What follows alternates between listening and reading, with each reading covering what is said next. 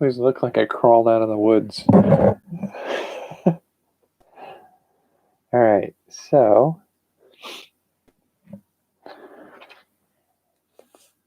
what I'm thinking of, well, I always forget how I should start these things. The topic of discussion for the day is doing some podcast development ideas. Idea development? Anyway, basically what I'm looking at is figuring out the aspects I need to get a podcast started. It looks like I could do, there are a couple different free ones that I could do. The one that I'm more familiar with, I'll get to, but I think I had to do something for a class at one point where I had an account with one of them. Oh, okay. So best free podcasts on the list I saw, it's kind of annoyed me. So we're talking, there's a list of the best podcasts,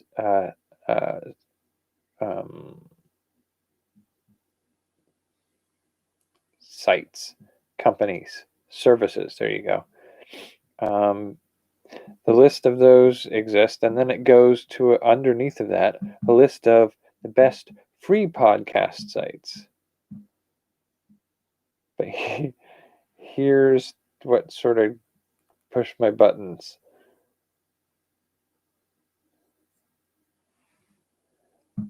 One of the very first ones, it says at the bottom of the name of the basically ad for the company or the service, it says, yes, they aren't 100% free as their plan starts at $5. Then why is it in the free list? You are instantly suspect in all of your pitches. If the premise is a free service, and in your free services, you list non-free services. That's a terrible way to run an article. So there's a part of me is sort of like not happy about that. But so we have Buzzsprout is one of them. Buzzsprout podcast hosting, and that's what you need to start. Podcast hosting plan provides the most features compared to every other host on this list. With their free plan, you get 2 free hours of upload time, hosted episodes for up to 90 days, and a complete podcasting dashboard. If you're just getting started in podcasting, the Buzzsprout free plan is the perfect way to get your feet wet in the podcasting and learn the ropes. Now, see, this appeals to me to a certain degree because I think probably what I'm going to start out doing is, okay, the plan that I'm playing at is the first podcast we're going to do is probably going to be a binary choice kind of thing. So a yes or no, or a true or false, or option A, option B kind of thing. Because I can do things like those puzzles that are the order of mathematics. You can do a 1 plus 7 times 8 plus 4 minus 3 divided by 7. What's the total? Well, based off of the order of operations, there's a very specific way you're supposed to do that. But if you don't do it that way, but you just do it linearly, then you may get a different result. I didn't actually test that equation out, so I can't tell you for sure, but I could do things like that, then provide you with the answer that would happen if you did the orders of operation and the answer that would happen if you didn't. And then say option A, option B, which one is the right answer? And then you do the earphone thing.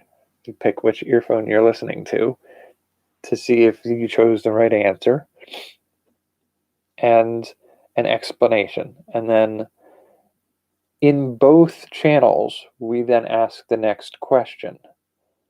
And the next question has an option A and an option B.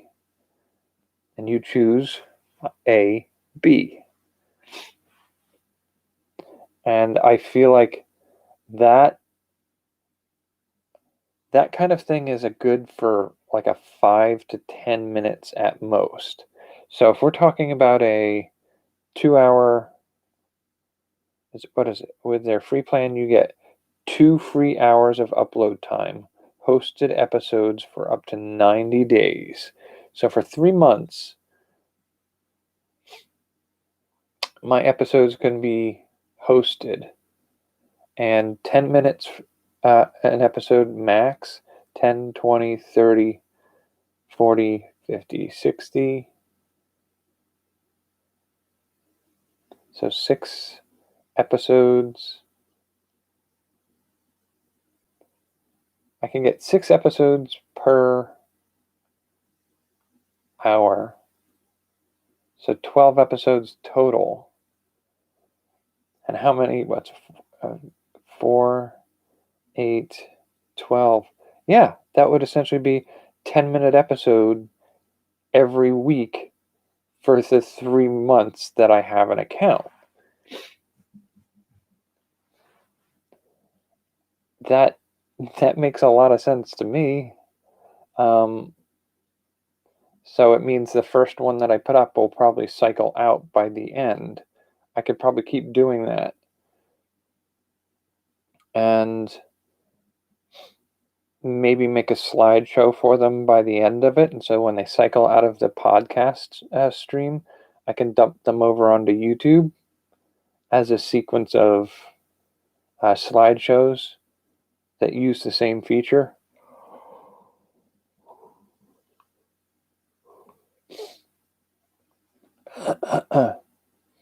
And moving past that, I could also do simple things along the lines of movie trivia, vocabulary, history quizzes, and have a little bit of fun with that. I could probably do some nerdy social pop culture trivia as well.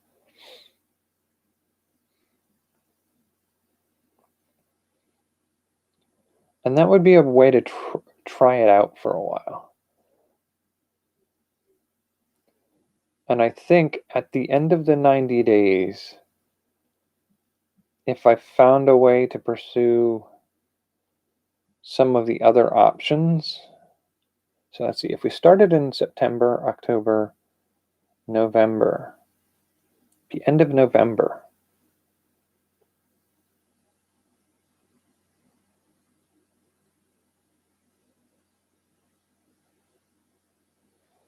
I think at that point I could possibly explore options of expanding the opportunities.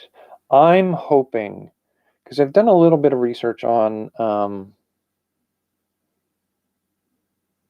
whether or not there are apps that can help you alter audio in the ways that I need to alter audio in order to make an app that you can purchase and play audio files from YouTube or some of the other services out there and use them to do multiple choice, like legitimate multiple choice, like 6 to 7 options every few minutes. And I feel like if I can get a simple, and that's the tricky one, is like it needs to be a fairly simple, robust, and glitch-free app. It shouldn't have to be a big one. Basically, you're looking at an audio interface in which you bring in sounds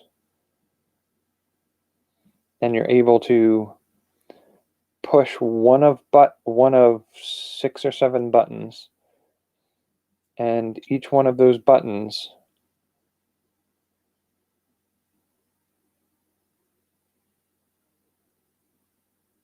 maybe if we could set it to 8, that would be ideal.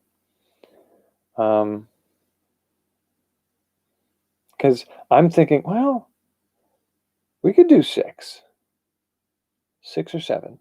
I'm thinking of old video game controllers where you have a up, down, left, right, A, B, start. Those buttons would be the equivalent of the controllers we're talking about. So I might be able to set it up so that the app could respond to a controller like that. So you could plug a controller into your phone. That might be tricky. A Bluetooth controller for your phone?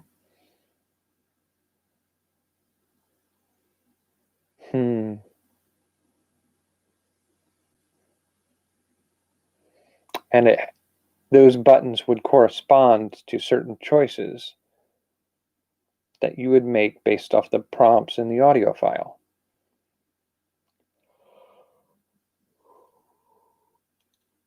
Now you want I would favor 7 of them, because 7 buttons give you the option of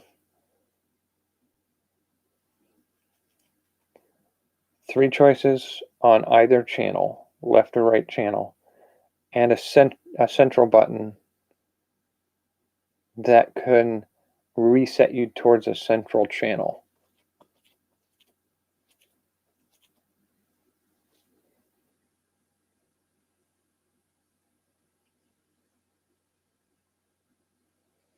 And I think the other thing I would want the app to be able to do is take the altered audio files. So the reason this would work theoretically would be to have high-end, low-end, mid-range filters. So I would record like I'm speaking right now into the microphone. This is my radio voice. No. Anyway, take the microphone feeds, record the audio, alter the pitch so that it falls within a certain range, record a different track. This is track B. And put that one at a different pitch so that I can set the filters up that the filter, by hitting a button, it'll set up a filter so that it cuts off everything below a certain point. So the lower track doesn't appear. Or hit a different button and all of the tracks above a certain level disappear. Now there's a way to do that so that you can do high end. So this line and higher, we keep. There's a way to do this line and lower, we keep. And then there's a way to set up a filter that does this level and lower, we cut. And then one where this level and higher, we cut. And if you combine those two, you get a middle range. So where you would basically take 3 different audio files and set their pitches at high, middle, and low levels. Then you can set the filters to pick them. And you can do that for left channel and right channel. And then you would basically have your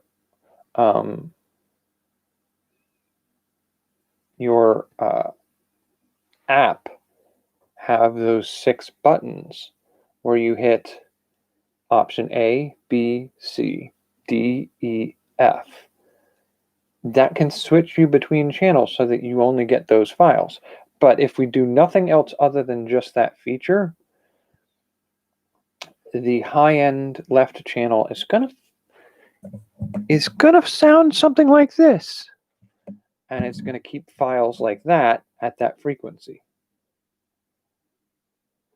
But it's possible that we can include a voice changer addition that can pitch it back down to the middle of the road. So it'll be selecting the audio file. So if you were to not use the app and I were to make this a YouTube video or a audio file that you could get as a podcast, and you just plugged your headphones into it, you're going to get 6, possibly even 7 channels of different dialogue all at the same time. Some of them really high and some of them really low. And some of them in the middle, and one in your right ear, one in your left ear. And it's going to be a mess. And if I build files like that without the app, you still couldn't, like, I could upload it to YouTube and you could still potentially get 3 voices by just using one earphone and another 3 voices by using the other earphone, and it won't be filtering for those sound qualities. It's possible that if you have nice speakers or adjustable sound level boards on your computer, you could probably fiddle with the switches to get it to do what you want it to do. But that's far more fiddly than a nice, clean user interface that's a series of 6 to 7 buttons that you can just click, click, click, click, click, click.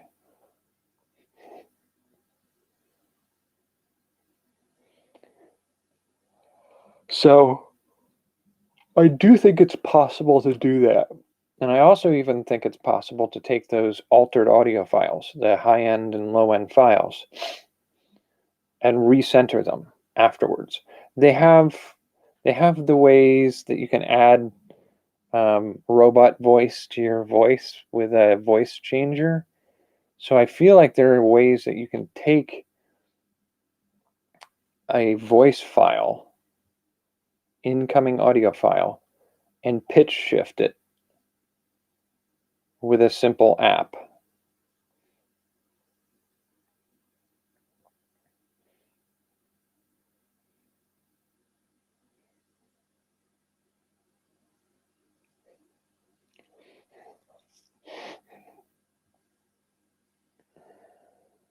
I don't know how easy that would be, though, to real-time pitch everything at the same level.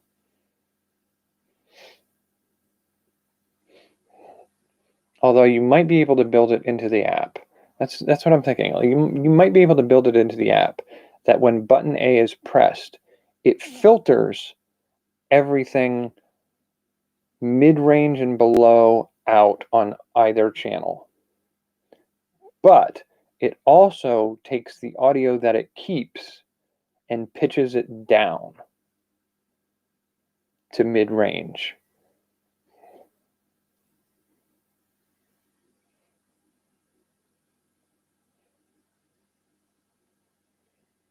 I think that's doable. So each button would basically silence 1, 2, 3, 4, 5, maybe 6 tracks.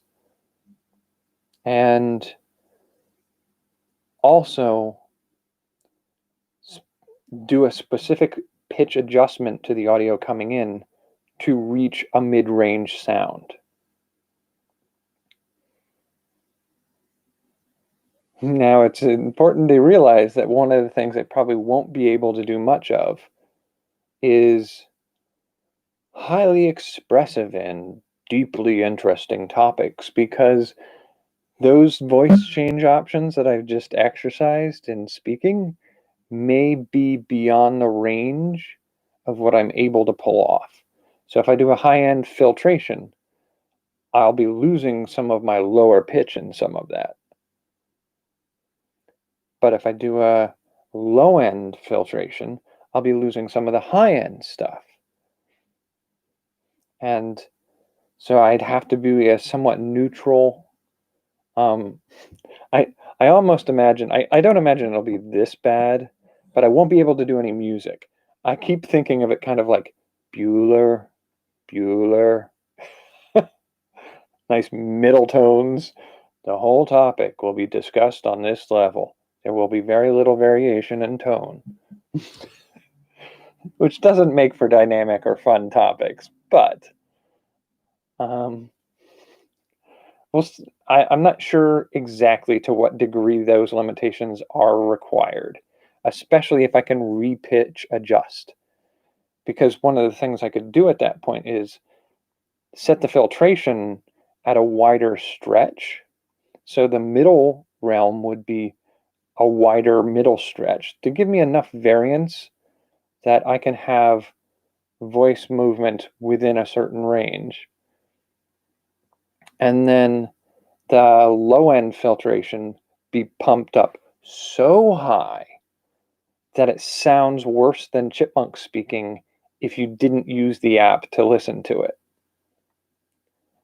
But if I did it that way, and then you put it into a voice, the voice changer feature, the recentering filter to bring it back down to midline, you wouldn't necessarily know that that was something that had happened. So repitching would be something that would get rid of that problem.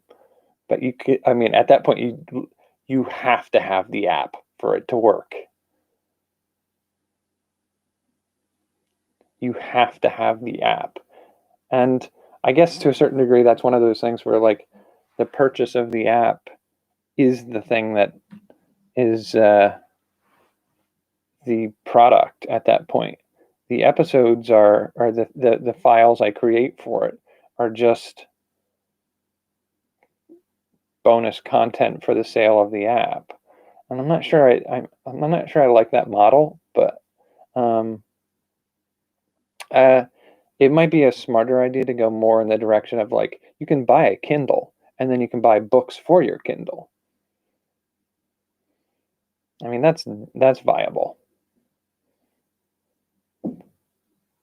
So I'm thinking along the lines of the Buzzsprout is the podcast service that is the one that has the 90-day up to 2 hours free hosting. Now the next one they mention is the one that's not 100% free, which I'm like, all right, yeah, it's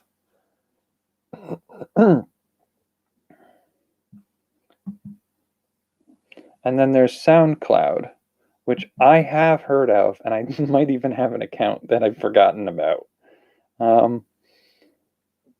You get access to their embedded player, Twitter cards, and timed comments. With a free account, you can upload 3 hours of content per month and get basic reporting.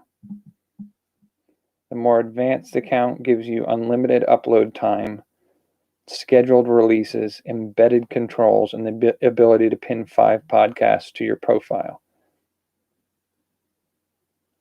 SoundCloud is something I could probably do. My hurdle with some of this, though, I'll come to this in a minute, but my hurdle to some of this is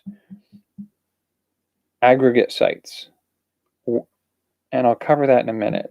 The next option they suggest for a free service is Podomatic. Allows creators to record, upload, and promote your new audio content all on one dashboard. One of their strengths is the ability to develop your podcast advertising and crowdsourcing with the help of Patreon and AdvertiseCast. Plus, Podomatic has social sharing options, and your podcast can be played directly on Facebook and Twitter threads. That's not bad. They are partnered with Weebly to help you create a website. See, this sounds like not a bad option. In addition to their free plan, they have 4 pro plans ranging from $10 a month to $30 or $25 a month. And that's a viable option too. They don't tell you how many hours of content you can host per month.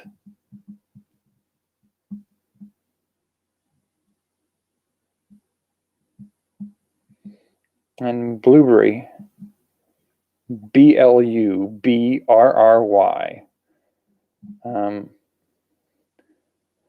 Blubrry is a great podcast hosting service that offers not only hosting but managed WordPress hosting with PowerPress. Yeah, whatever. With plugins and this plugin is consistently maintained, free to use, and offers SEO and MP3 tagging. The lowest cost option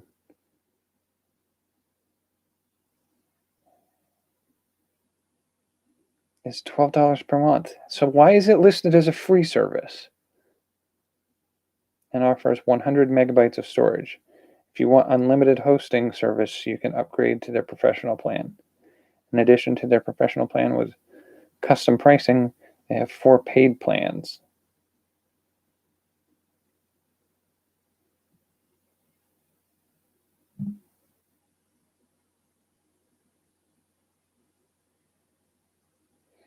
Okay, so I mean, that's one of those things where, like, is it free or is it not? I don't particularly care for an article or an expert who tells you the best free options and 2 of them are not free. It immediately makes everything you say suspect.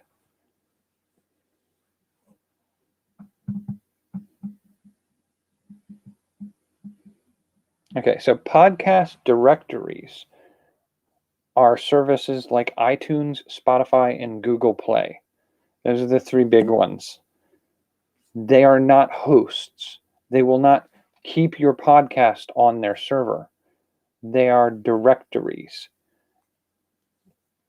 They're Google search engine to your web page. Google doesn't host your web page. They just help people find it. And so iTunes, Spotify, and Google Play, for podcasts at least, are not hosts. They're directories. And so once I get my podcast made and hosted, it would have to be listed through things like iTunes, Spotify, and Google Play. Now, it looks like iTunes requires that you have an Apple ID and sign into iTunes Connect, which I do not know if those are things I have to sign up for and pay a monthly fee to use. Google Play is another one.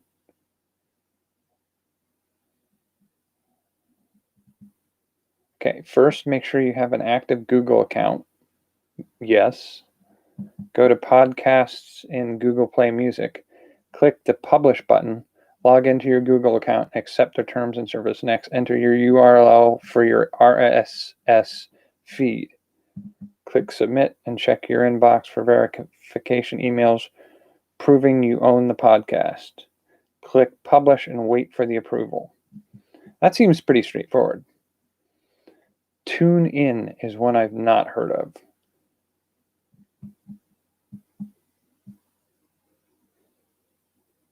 Stitcher is one I've never heard of.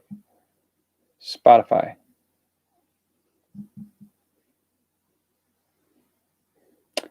premium plan is $9.99 a month. Allows users to download music, listen ad-free, play any songs with unlimited. Yeah.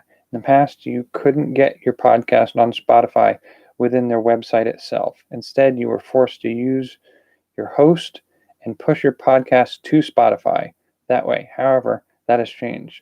They just released their beta program, Spotify for Podcasters, where you can learn how to upload your podcast to Spotify. Get started right away.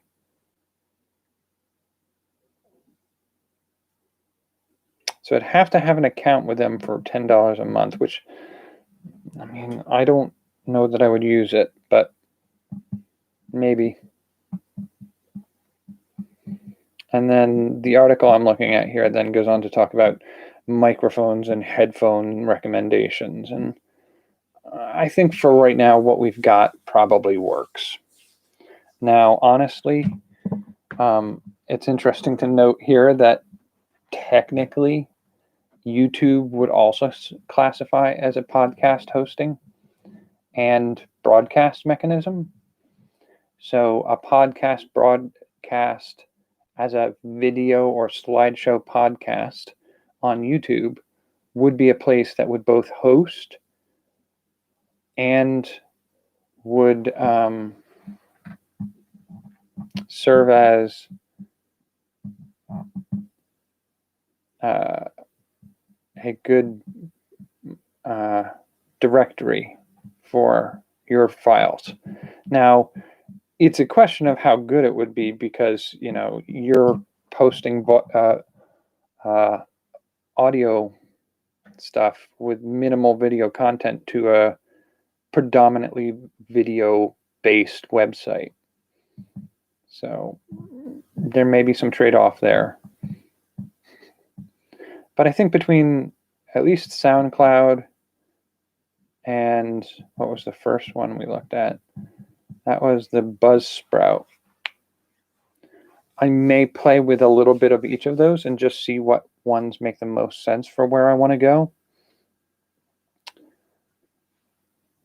I think probably with Buzzsprout, just experimenting and seeing what they do, and then SoundCloud.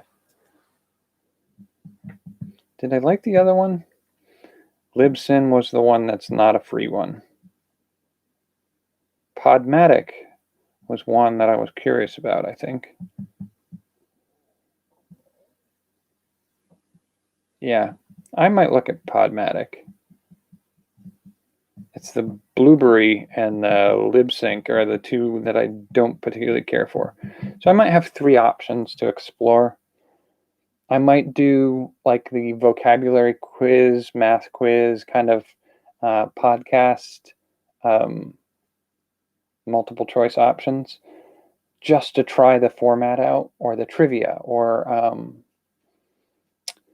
I kind of hate the idea of doing it, but there's those BuzzFeed quizzes that you can sometimes take on Facebook or whatever. I can do something like that. They're shareable and they're fun. And I could just play with that. Just play with it. That's the appeal here right now, is I'm aiming for free ones, not because I'm cheap, which I am. I'm a very cheap person. But I'm also doing it because if I'm going to just dabble and willingly put myself out there at the chance to make a failure, which I totally support people in making failure-prone options as a way of exploring the options available to them. Because you never know if you're going to find a really big success unless you take the risk that you're going to have a big failure. But if the cost of failure is signing up for a service that you're locked into for a year at $30 a month, that's not a failure gateway you want to cross until you know it's going to be worth the risk. And I feel like the free options are a better option for pursuing high risk, low return experiments and seeing what I can do with them. It's sort of like I know that I could get the BuildBox video game building software for free, but it only lets me make one world with 5 scenes in it. That's cool. I will build 20 worlds as individual games, each with 5 scenes in it. And when I'm ready, and I think I've got something that can work well enough, I will upgrade when I think the return will be worth the cost. But in the meantime, with basically the prospect of almost no return on these projects, having no cost is the best approach to starting. And that's really what I'm looking at doing here.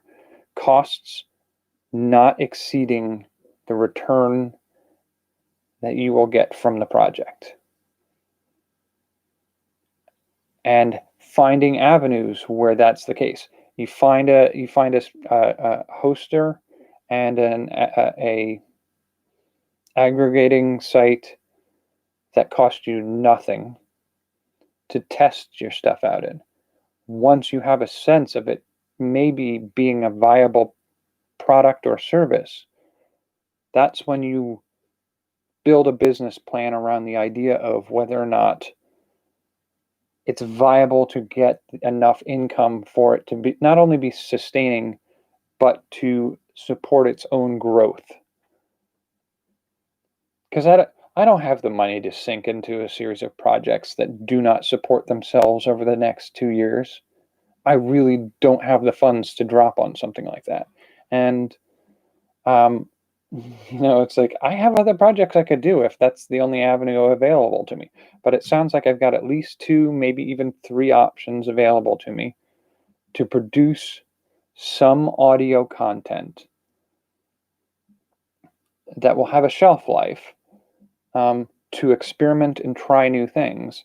And then once I find what works and doesn't work, it gives me the opportunity to explore expanding those past the limits of the free options that I started with. So I think that's really where I'm going with what I have here. So I might, I'm not going to guarantee, start an account with each of these services and just see what I can do. And I might even just do a review of each of the services at a certain point, just to say like which ones I think work best for certain things that I want to do.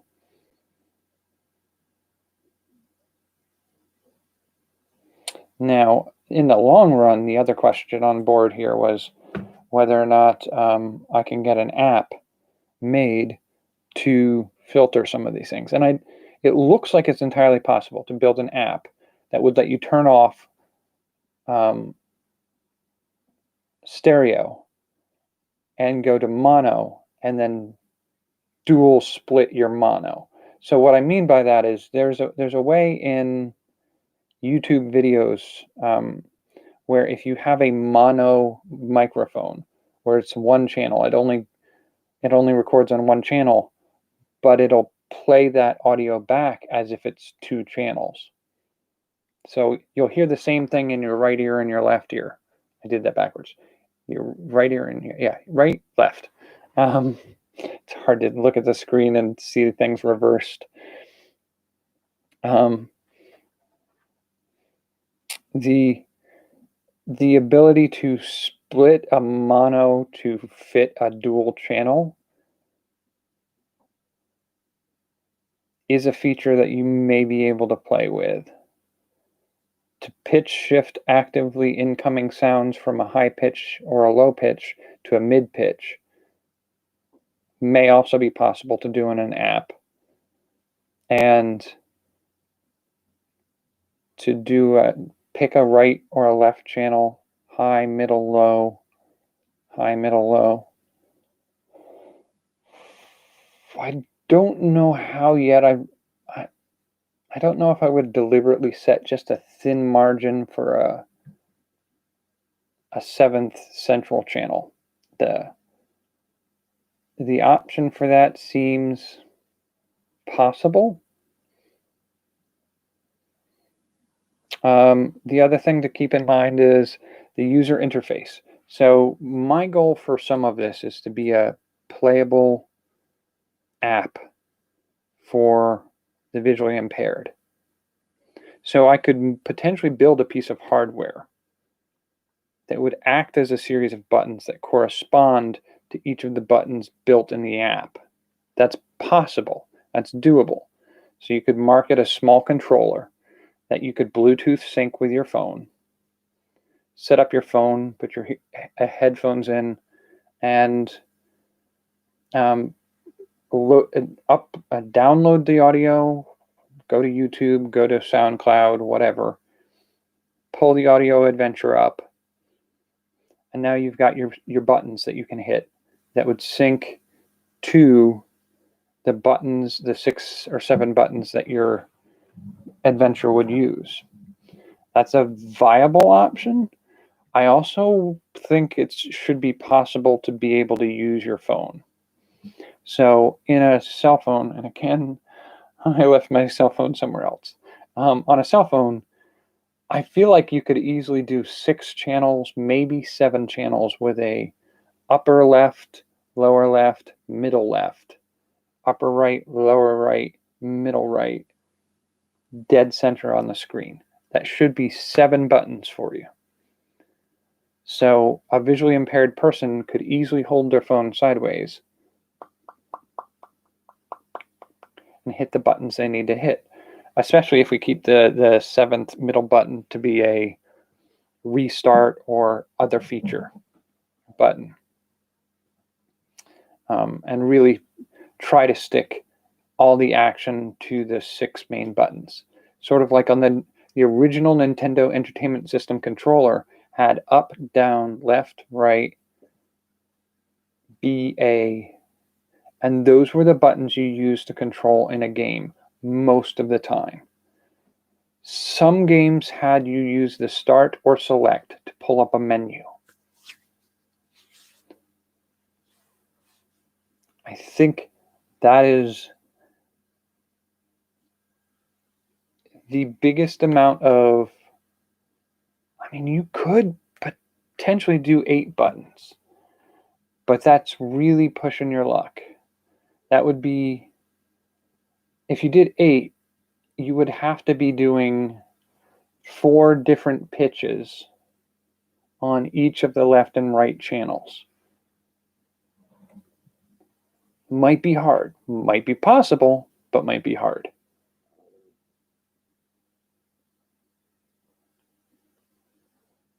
Theoretically, if we did this really carefully, we could set a whole lot of potential buttons. I don't know if we could get upwards of 12.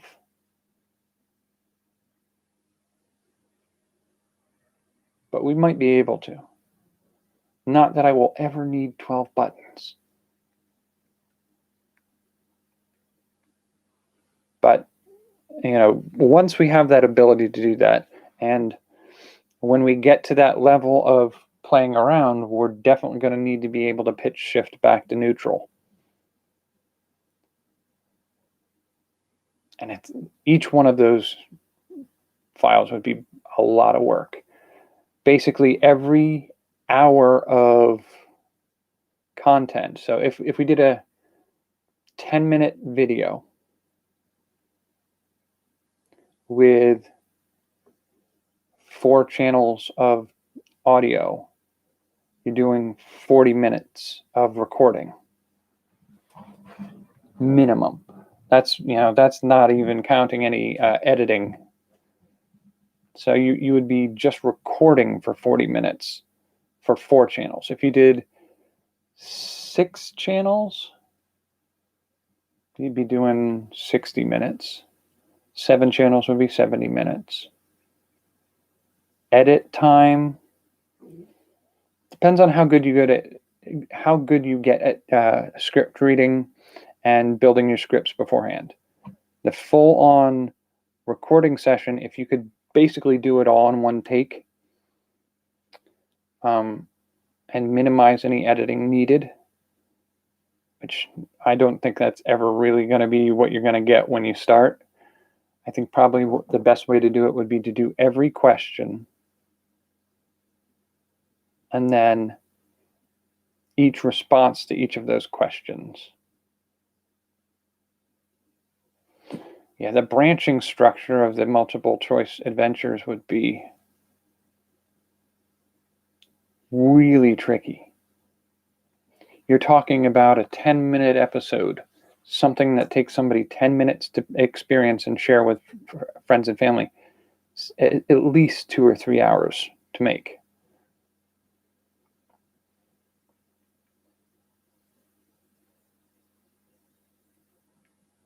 But it could be a fun new thing to bring into the world that I think could have potential to go somewhere.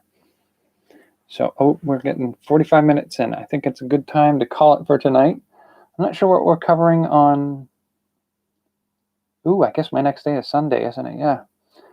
So, I'm not sure where we're going with that yet. I guess we'll wait to see what the title says on Sunday. But until then, I appreciate you coming by. Hope you're doing well. And for now, take care and have a good night.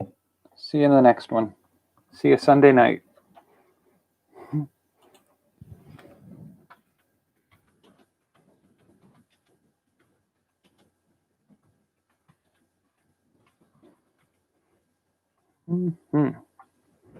It worked. I didn't misspell anything tonight. Hurrah! Catch you later.